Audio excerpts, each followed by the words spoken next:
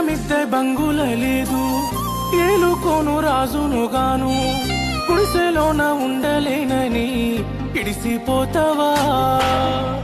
కాలు కందకుండా చూసుకోనా, సంటి పాప ఓలే కాసుకో